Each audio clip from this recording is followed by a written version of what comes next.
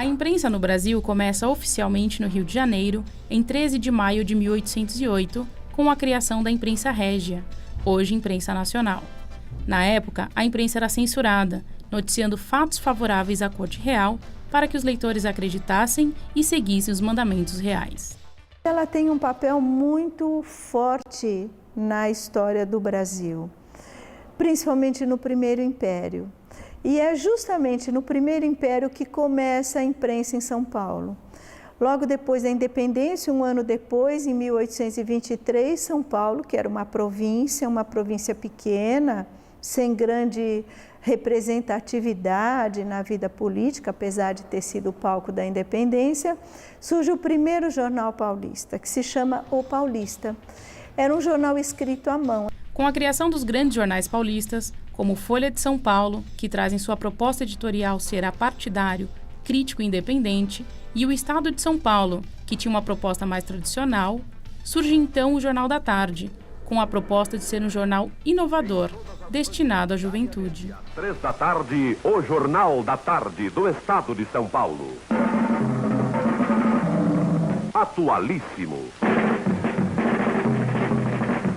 Vibrante. O jornal para você levar para casa. Milhares de pessoas já estão lendo o Jornal da Tarde. Leia você também.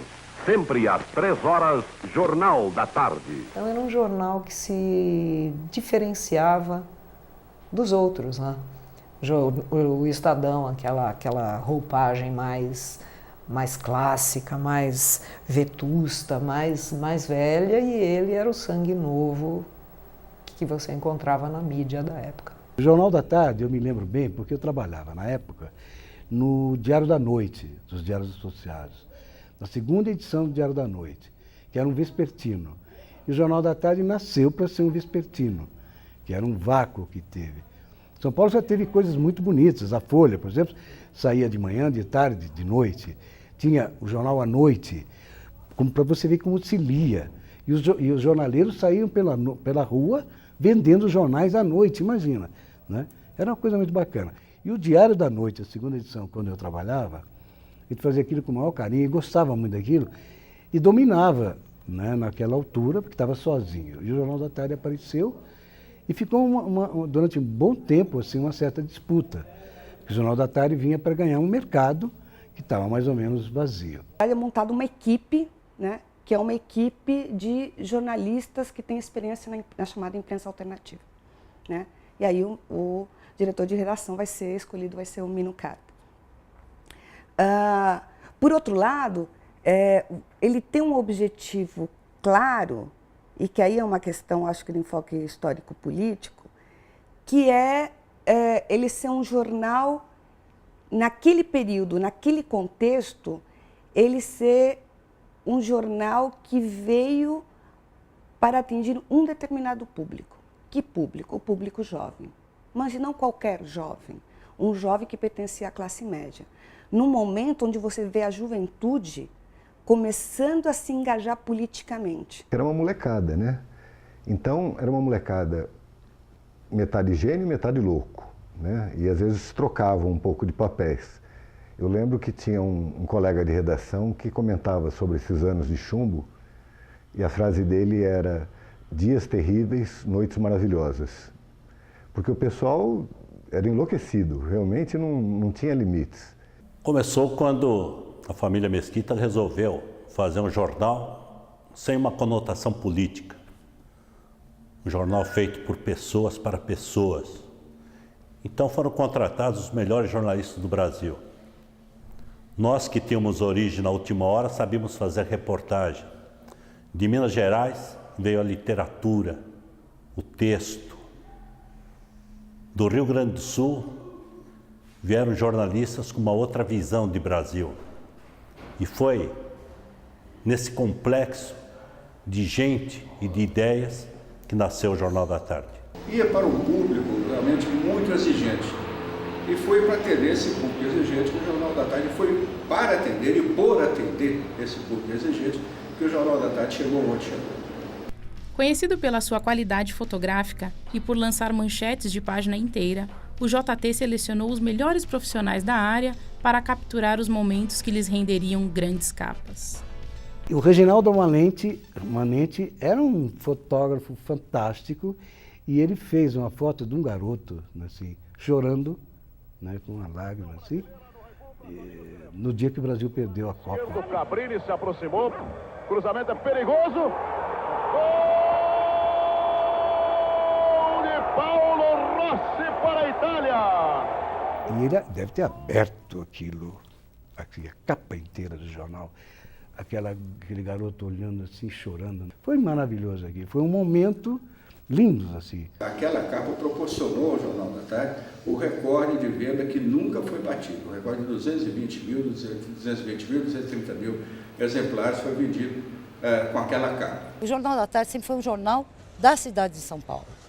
Ele não competia com o Estadão nem com a Folha, porque ele trazia as matérias que o paulistano queria ver no jornal. O paulistano queria se ver naquele jornal.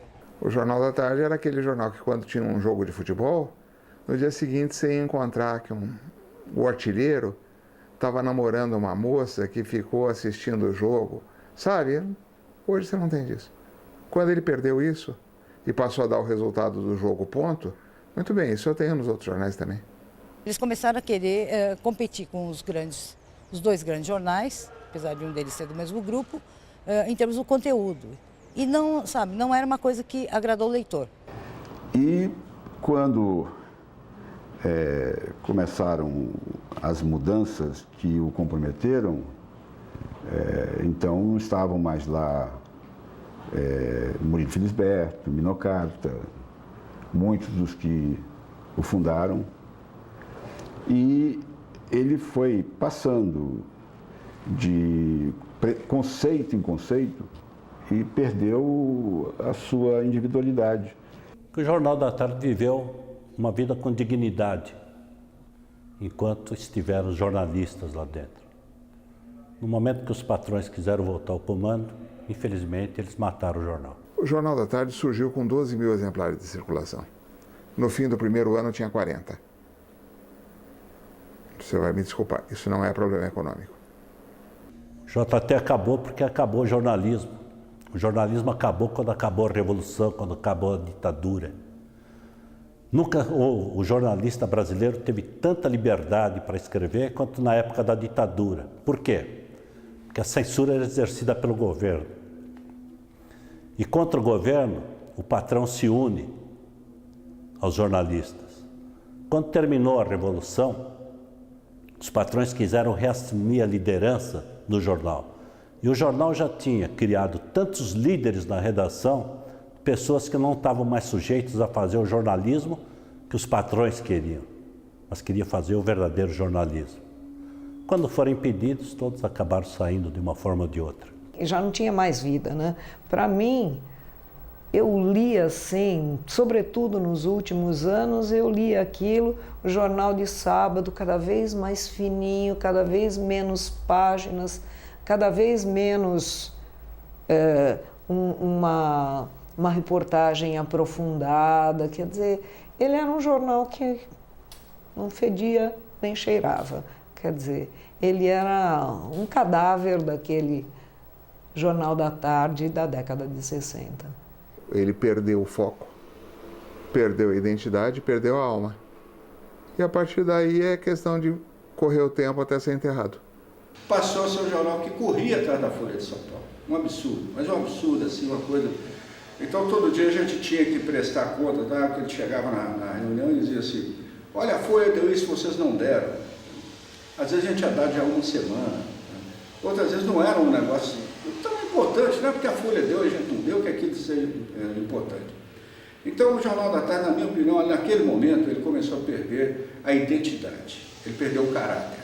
Quando eu entrei no jornal, me explicaram que tinha uma história, que o Estadão estava perdendo muitos leitores, que os leitores velhos estavam morrendo e que ela precisava criar uma nova geração de leitores para o Estadão.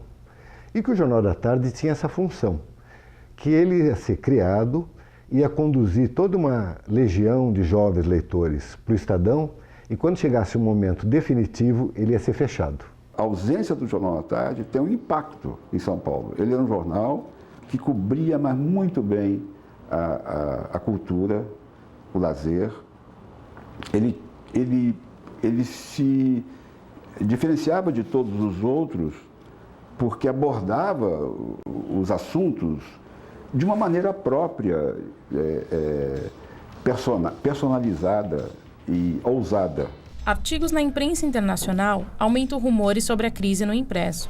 O número de jornais que fecharam e jornalistas desempregados diminuem cada dia mais a tiragem dos jornais. Com a vinda da internet, a configuração dos jornais impressos se modificou muito, né? Eu até acredito que o Estadão passe por alguns problemas, assim como o Abril está passando por problemas, assim como os jornais impressos normalmente, a mídia impressa está passando, né? Mas sempre existe a possibilidade de você inovar de alguma forma. Eu acho que o Jornal da Tarde, se ele se mantivesse, se ele se renovasse, ao invés de ir para trás como ele foi, se ele se renovasse, ele estaria até hoje convivendo com a internet, procurando sua linguagem, seu espaço junto com a internet. O Jornal da Tarde, com certeza, teria ido para a área de redes sociais e teria tido uma meme na internet que seria revolucionária também, porque um dos seus diretores, o Rodrigo Mesquita, ele vive no mundo da internet hoje. Ele tem vários projetos de sucesso e está com outros no ar. Ele foi o primeiro que compreendeu que o jornalismo iria para o mundo virtual, e ele foi, o jornal ficou. Mas eu lembro do New York Times. O New York Times é um jornal que não morre, que dá lucro, que é muito importante e que ganhou o prêmio Pulitzer desse ano com uma matéria fantástica que saiu no online. Com a popularização da internet e das novas tecnologias, as redações diminuíram. Este foi um dos fatores que contribuiu para a quebra de alguns jornais impressos, nacionais e internacionais. A gente está vendo grandes jornais nos Estados Unidos que estão saindo de circulação, né? Eu acho que é inevitável que alguma coisa aconteça nesse cenário, mas seria a questão de ele tentar se reinventar como jornalismo diário para que ele sobreviva. Qualquer projeto é feito de ideias, é feito de criação. Quem tiver, sucede. Quem não tiver, morre. O Jornal da Tarde foi entregue a pessoas que o mataram paulatinamente. Se ele tivesse prosseguido com um grupo que se preocupava em criar, com um grupo que vivia a emoção de fazer um jornal, que fazia jornal apaixonadamente, ele estaria vivo até hoje e não teria quem o pegasse. A gente não pensava, jamais acabaria o Jornal da Tarde. Foi uma tristeza, foi um dia de luto.